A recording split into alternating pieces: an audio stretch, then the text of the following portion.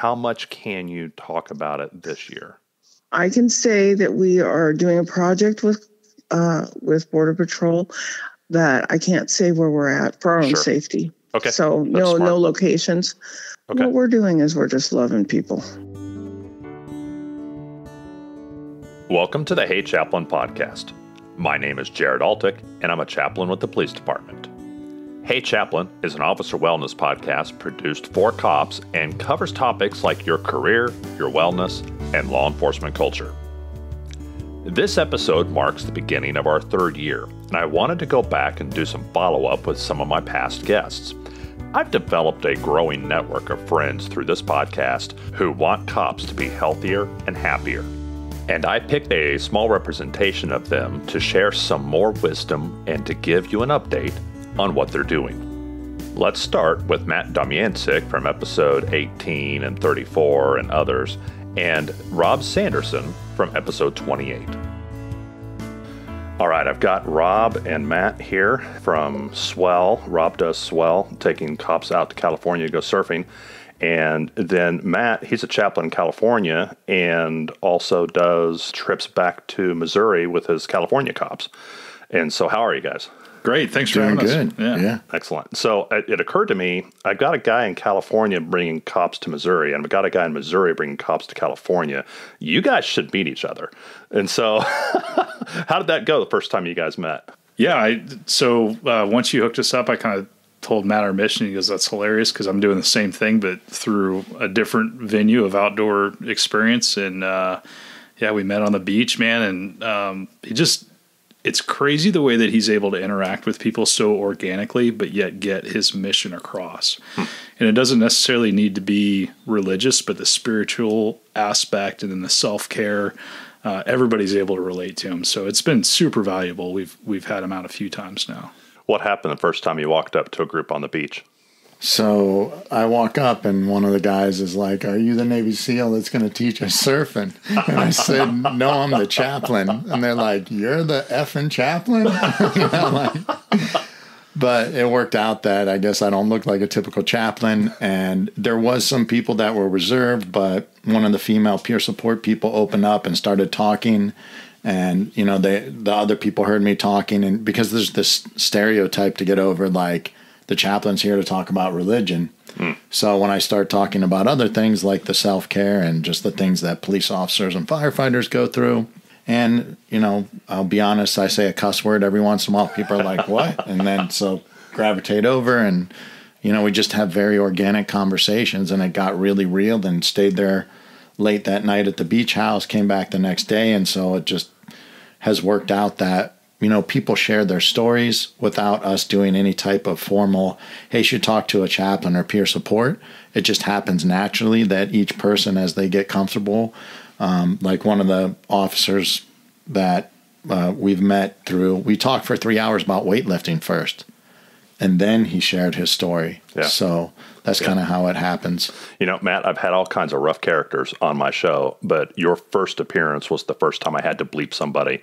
It was a fellow chaplain I had to bleep. Go figure. Yeah.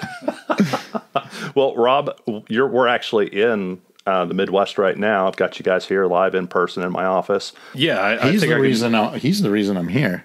So you can explain the SWAT conference. Do that. Stuff. Okay. So you go out to see Matt in California several times, but now Matt has come back to the Midwest. How'd that happen? Yeah, so after our latest trip, we took a couple of officers that had lost two of their classmates in the academy to gunfire over the last, I think it was like 2 years or something like that. And actually my police chief had recommended one of the officers to come out with us. And so it was actually the guy that was talking to you about weightlifting, I believe. Yes. So when we took him out and he met Matt, when we came back, my police chief checked in with me and then also the officer. And I just kind of explained about Matt and what he was able to do and, the relationship he's able to form in such a short amount of time. And that, I consider him an expert in self-care. And he says, really? He's on the board for the HCOA, Heartland Tactical Officers Association. And he said, do you think Matt might be willing to speak at our conference coming up? And I said, absolutely, he will. I didn't even ask him. so absolutely. So, I linked those two up and yeah, Matt came down and absolutely killed it. And Matt, you weren't worried about speaking to a group of 600 SWAT officers? It's the most intimidating thing I've ever done. And this chief of police, I won't say his name, but is such a good guy, right? Because I don't know whether he'd want us to say Yeah, you can say his name. All right, cool. Chief Fred Ferris. He called me and we talked for about an hour, and it was such a great, authentic conversation about our personal and our professional lives. He actually went through, I don't know if it was the FBI Academy or some other police leadership thing with a commander that I went through the West Point leadership training program when I was still a police officer. So there's like a couple connections, and he throws out at the end of an hour conversation, hey, you want to come speak for 3 hours at a SWAT conference? And we had already been buddies basically, and I can't say no, but I'm like, right. I got to go talk in front of 500 or 600 SWAT guys as a chaplain that don't know me. That's the thing. Yeah. So that's how it happened. And yeah, I was very intimidated just because part of my work is hanging out one-on-one or in small groups, and like with the cops in Los Angeles, at least, lift weights or shoot guns or ride along with them. And so things can just happen naturally versus, hey, I'm going to talk to you about taking better care of yourself, to maybe some of the more, I don't want to like say it in a negative way, but cops already are suffering in silence. So are firemen, so are veterans. It's hard to talk about taking better care of ourselves. Their jobs are taking care of other people constantly.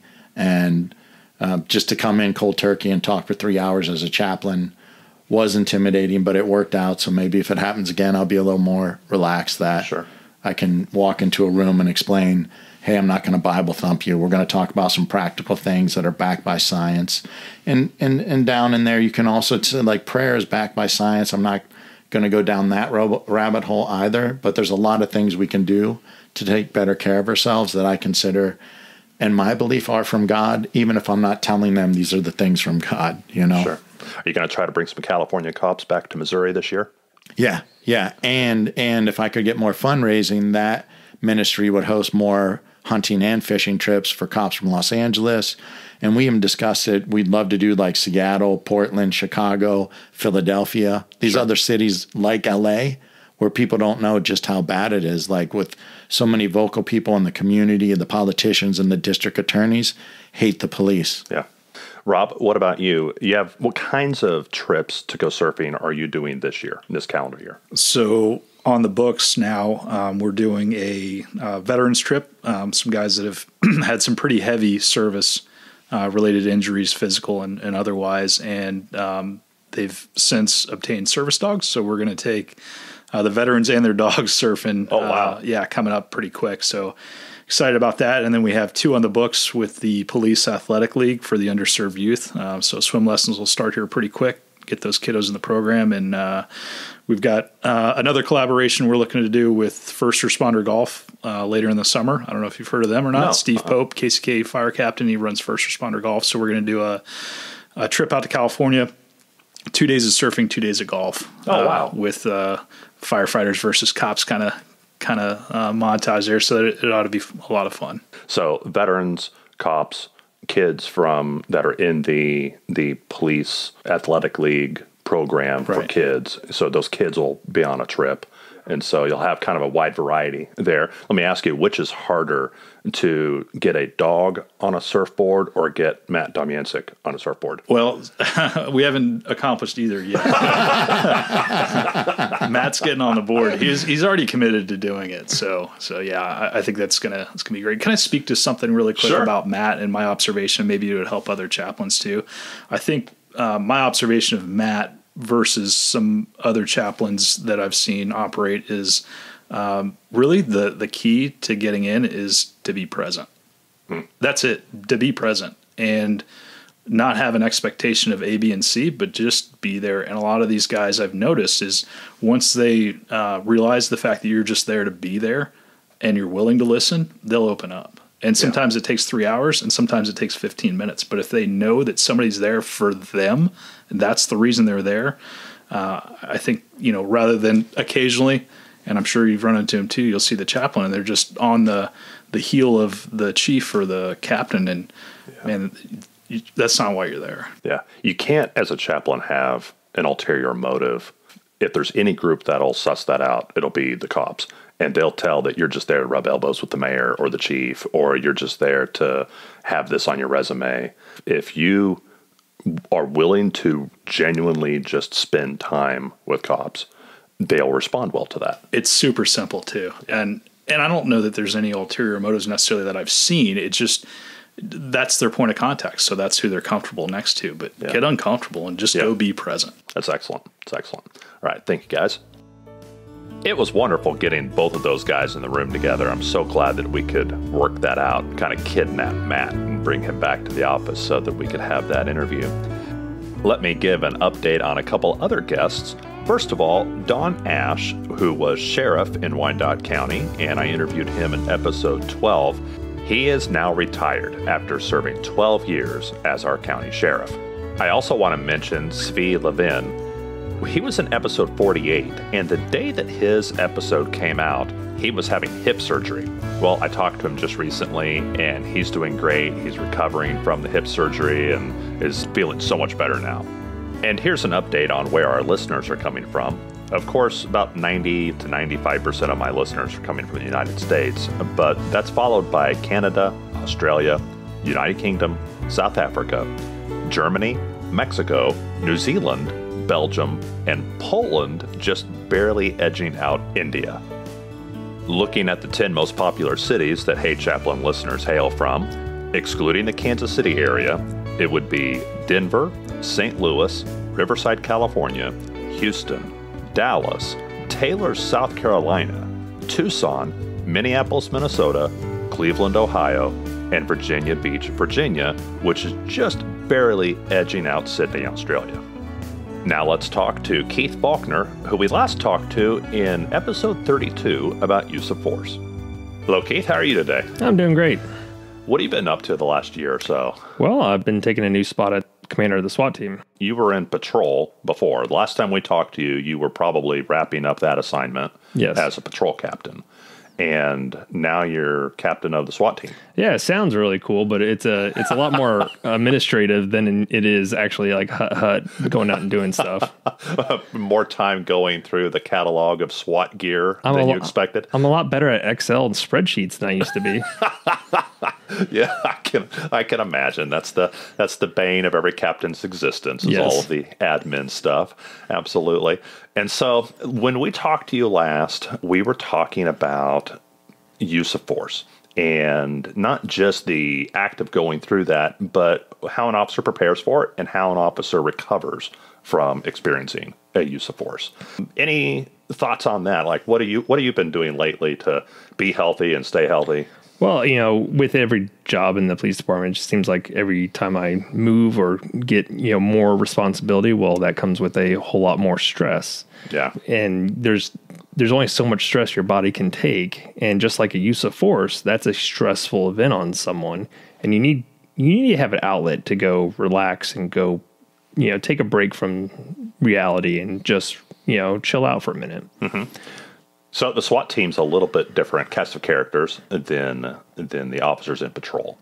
So what kind of things do they do to stay healthy? Do they have any good habits? They like, not a big surprise, they like to work out a lot. Yes, I bet they do. And do they get to work out on, is that part of their day? They get 2 hours a week to work out. Okay, so on the clock. Yes. What else do they do? Well, they eat a lot of protein drinks and stuff like that. No, a lot of them are very big into sports, recreationally, and they're on flag football teams and pickup basketball teams and stuff like that. And some of them coach their kids' sports and stuff like that. Right. That's good. Both participating and coaching. I like that.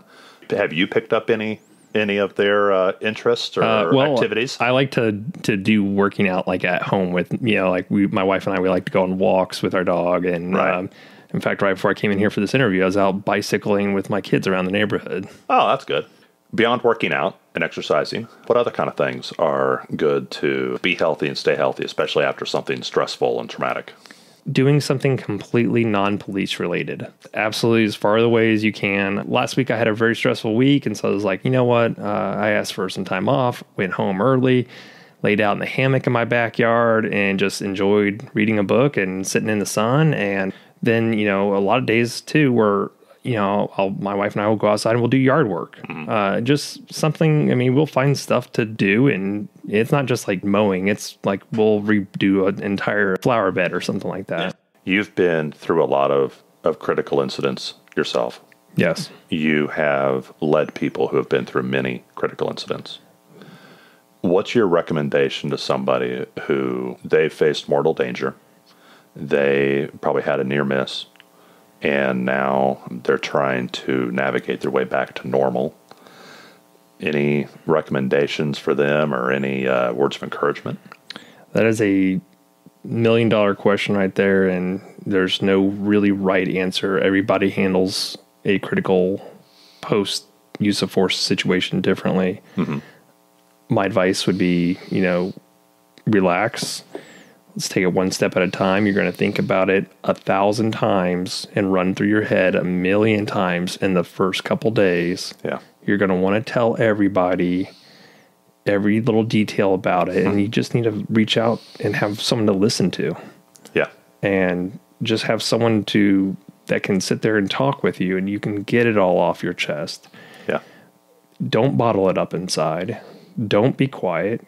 Get it off your chest. Run it through your head 1,000 times. You're gonna want to know, can I change every little detail to make it better? Second guess everything you did, no matter how right or wrong it was. Yeah. At the end of it, it will, just like with everything else, everything will fade with time and distance.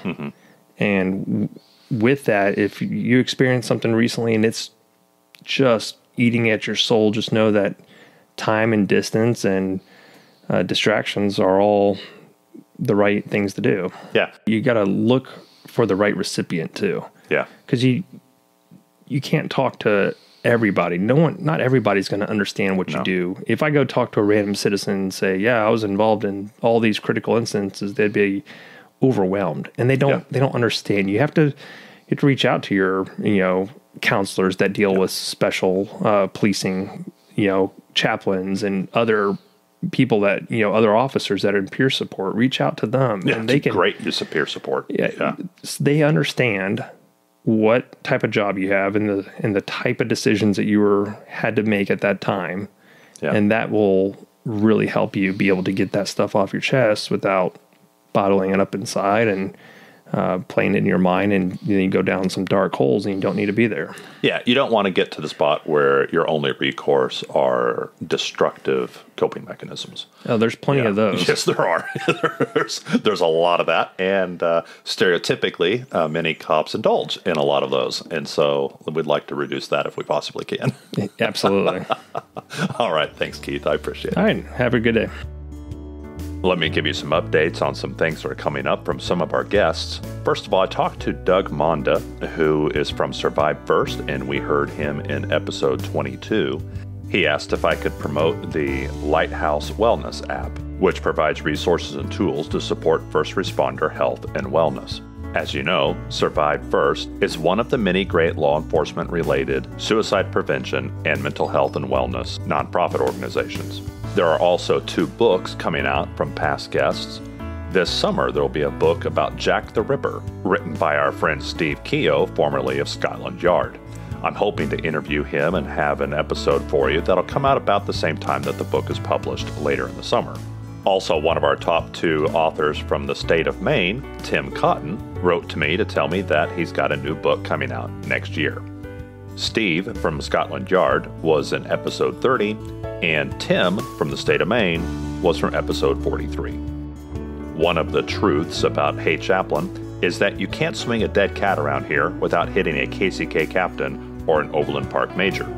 Well, one of our KCK captains was Stephen Smith, who talked to us in episode 40 about lateraling from one agency to another. Now I've got him back to talk about moving from one command responsibility over to another one, especially when that means going back to command a unit that you used to be a part of. Here's Stephen Smith. Hello, Steve. How are you today? Doing well. Excellent, excellent. Glad to have you back.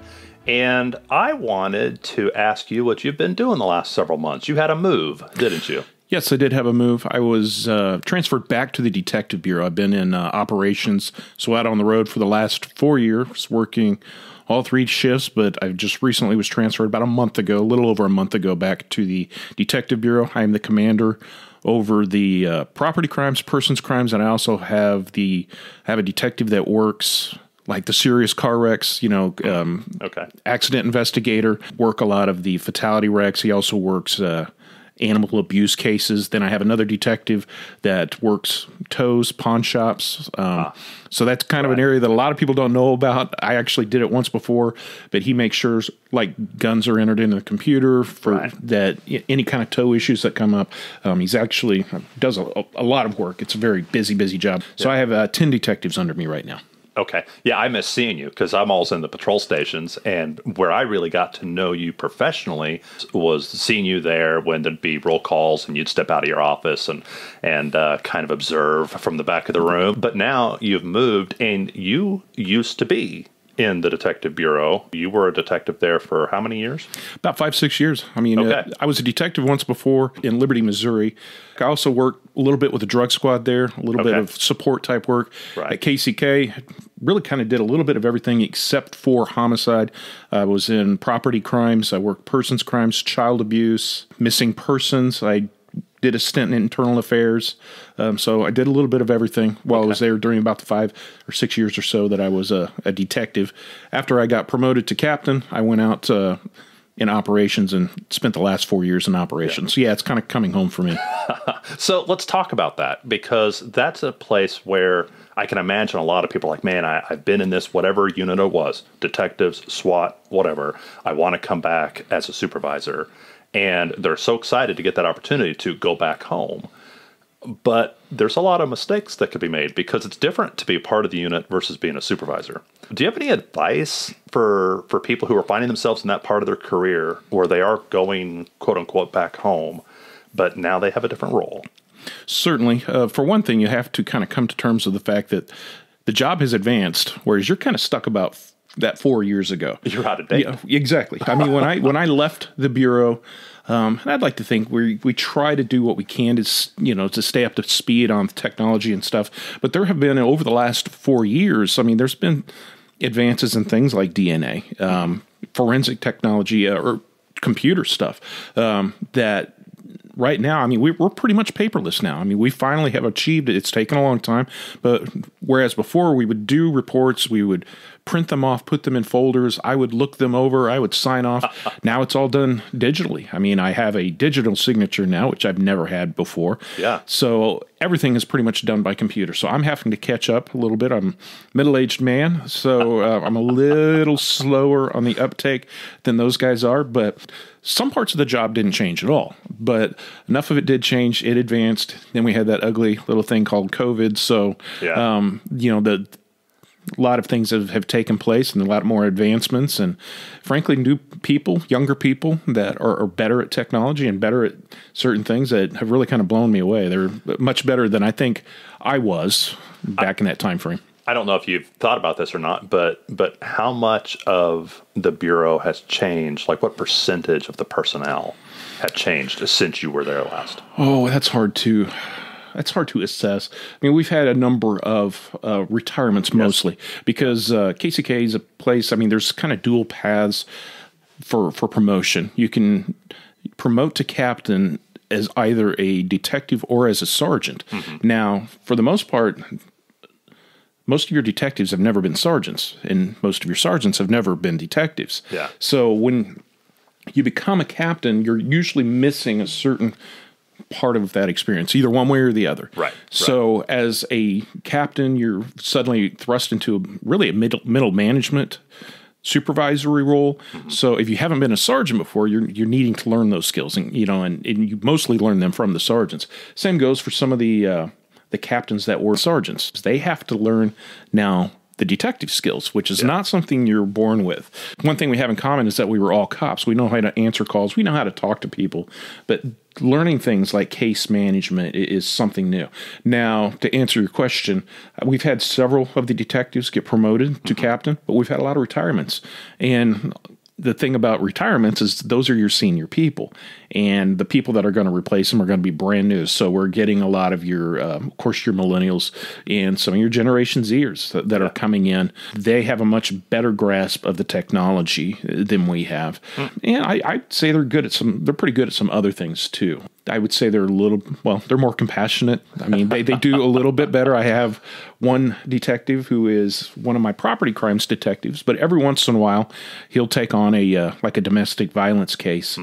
And I'd like to think I'm pretty verbose. I know how to write a report. I can type home row. I remember learning typewriting in high school. Right, I mean, so I can type the home row and stuff like that. We call it keyboarding now. Is it keyboarding? Yeah. Okay. Well, this guy in particular, he'll occasionally write a domestic violence report or a person's type crime, and will write a dozen pages or more. Wow. Which is a lot more than what we were doing before. I mean, It was kind of just the old Joe Friday, just the facts, ma'am. We're putting it on there, just the information that is crucial to us for us to conclude the case. While they're doing things like describing the cycle of violence, even putting diagrams, putting things in there that we wouldn't have put before. And it probably takes more time, but it feels like they're willing to put that time in, to put those extra details. So I'm pretty pleased to see that sort of thing. And thus far, I haven't had to actually tell them, hey, man, speed it up a little bit, because frankly, the product is good and it's probably what we need, especially when we're trying to get cases cleared.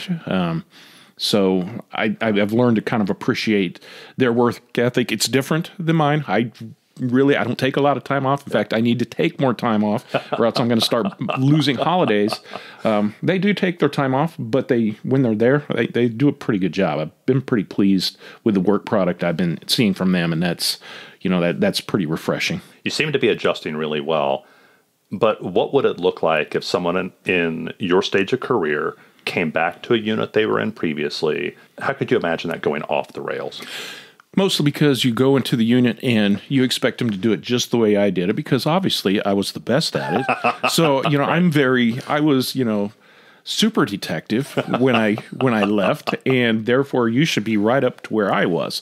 That's, again, it's dangerous because it's like, you have a carpenter from the 1950s, probably the best carpenter in the world, and then bring him into a carpenter shop today. The tools have changed. The tools have significantly changed. It's safer. It's more efficient. It's probably more accurate. I mean, so a guy doing that would have to kind of almost relearn the job. I'm not quite there. It's not been that long ago. Like I said, I kind of like the direction that they're going with some certain things. I think it's more efficient. Sometimes it's probably producing as good or better cases than I was able to. And the technology has really, really made our job a lot easier in the sense that there is so much information that is out there that we just didn't have access to before. I mean, and we're able to get things done a lot faster. I mean, do you mean like pulling information from social media? Yes. Or are there other databases? Oh, absolutely. Yes. Okay. Yes. All of the above. Right. All of the above. And, the ability to talk to people from all over the world. But, the resources that are available now on social media, and just being able to look up, a detective from Chicago, New Orleans, Great Britain. I mean, the world has gotten a lot smaller, and there's also other resources, other groups that can lend us their expertise, so we're not reinventing the wheel every time something happens. The last 4 years on the road were beneficial too, because, we still need to keep a certain perspective. We need to keep current on what is going on out there. And I think the thing that I was able to do out on the road for the sergeants, for the officers, is that they would run into problems. They would have questions about how a certain case is going to get prosecuted, or how it should be investigated. Well, I already had that knowledge from being a detective before, and could walk them through it. And sometimes I could tell them, no, you need to do A, B, C, D. Or I would tell them, no, you don't need to do that at all. Well, I'm glad that you got to have kind of a diversity of places to serve in your career. It makes you a more well-rounded officer, makes you a better leader, and I'm glad for you to be back where you're at now. I am as well. Yeah, I'm happier now, and people have noticed I seem a little happier. Like, it is coming home, but I always remember where I came from. Before we get to our final follow-up interview today, I want to give you just a couple of more updates. First of all, Ginger Howell, who we talked to all the way back in episode 14, She spoke to us about concerns of police survivors and her work both in Nevada and in Texas. She is now a chaplain at the Sheriff's Office in Washoe County, Nevada. Congratulations, Ginger. Also, one of our interviewees was promoted this last year, Jon Asher from episode number 50, who talked to us about task forces. He is now a sergeant in patrol. Congratulations, Jon. And now our final follow-up interview is with Ginger Passarelli of the Soup Ladies, who we were first introduced to in episode 10. Here's Ginger Passarelli. Ginger, you're on the road right now, and Yes. I won't say where you're at, but you've partnered with a new law enforcement agency. Can you tell me a little bit about that? Well, we are working on serving Customs and Border Patrol. Oh, wow. And so we are able to go into sectors and cook wonderful food for them and love on them and look at their faces and hug them and let them know that they're not forgotten, that they're cared about. We care about them enough to take weeks and weeks out of our year to go to locations where we can serve them, because they're not going to come to me. Sure. We need to go to them, and we just need to cook really good food for them. And when you share a meal, it knits hearts together. You know what, Sunday dinner, how important it is. Yeah. This is like Sunday dinner in an undisclosed location and an undisclosed state, and you make family wherever you go. They've got to be pretty exhausted right now, Border Patrol. I'm thinking, yes, they're very exhausted, and not just physically. There's a lot going on behind the scenes that none of us will ever know about. Sure. And obviously, well, I can't share what I know, but I don't want to get anything incorrect, and it's not my place to share it anyway. But being a chaplain, and when people tell you things that are in confidence, it goes no further. And that is something that's vitally important for chaplains to do and know and honor. Yeah. The small portion of what comes through the news that our Customs and Border Patrol agents are working on. I mean, they see human trafficking. They see people who die in transit across the border.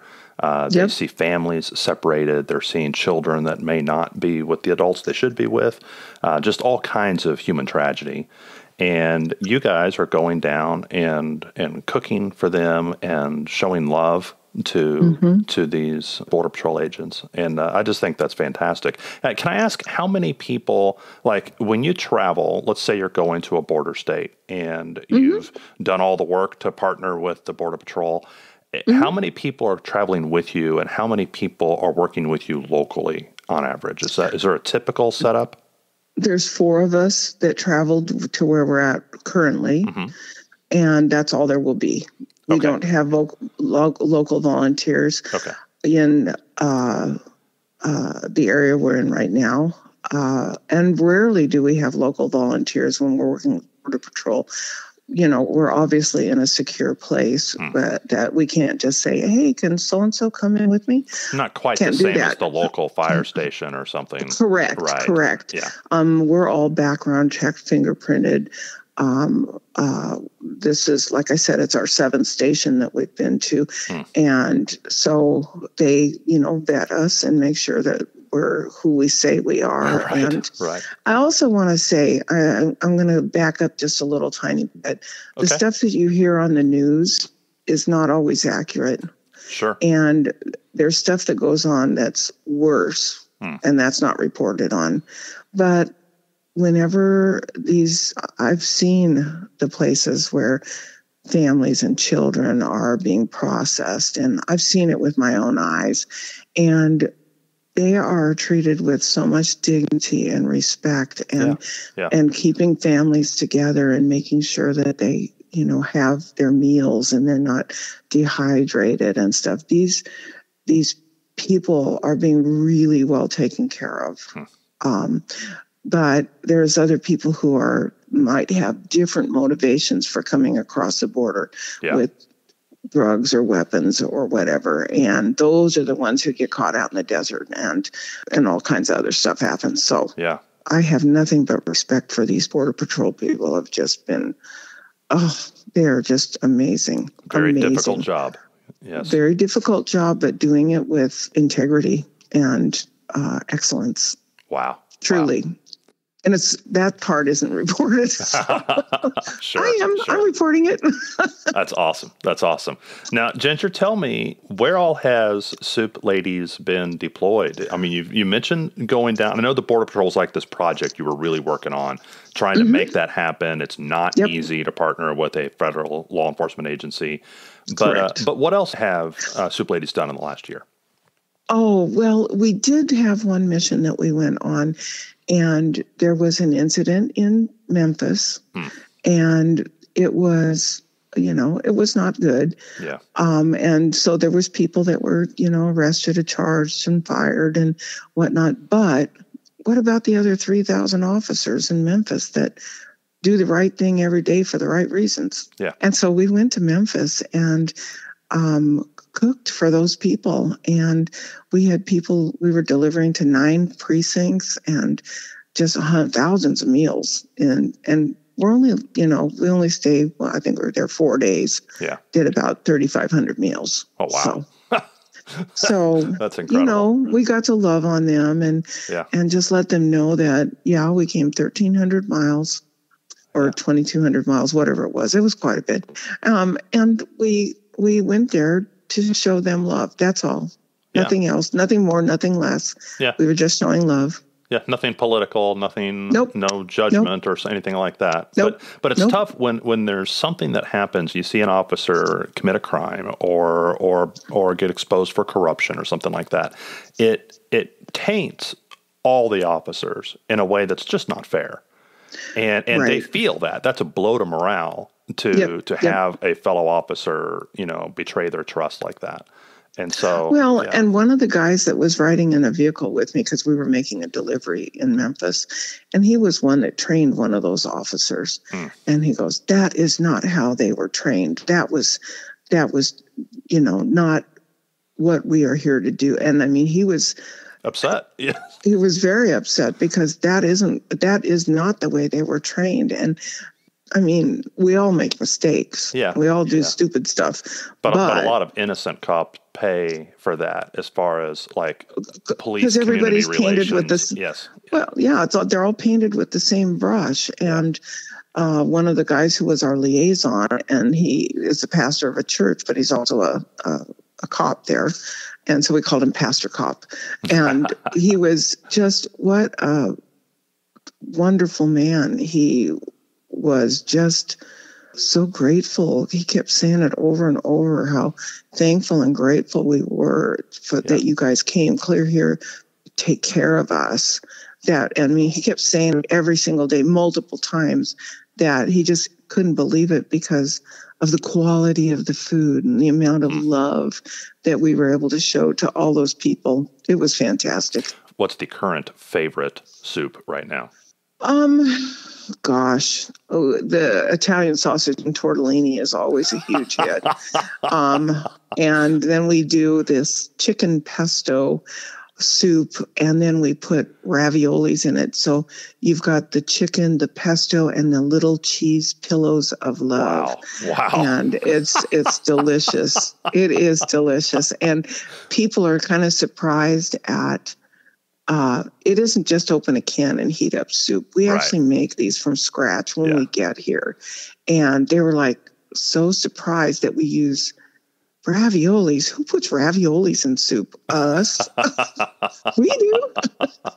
That's amazing. That's amazing. So, but you should serve to others what you would serve to your own family. Yeah. Yes, absolutely. Because they're family. Yeah. They're family. Yeah. That's wonderful, Ginger. Thank you so much for doing what you do. Thank you so much. So much. Let me thank all of my guests over the last 2 years, especially some of the local cops and chaplains who have bent over backwards to help me produce content and track down leads on far-flung guests.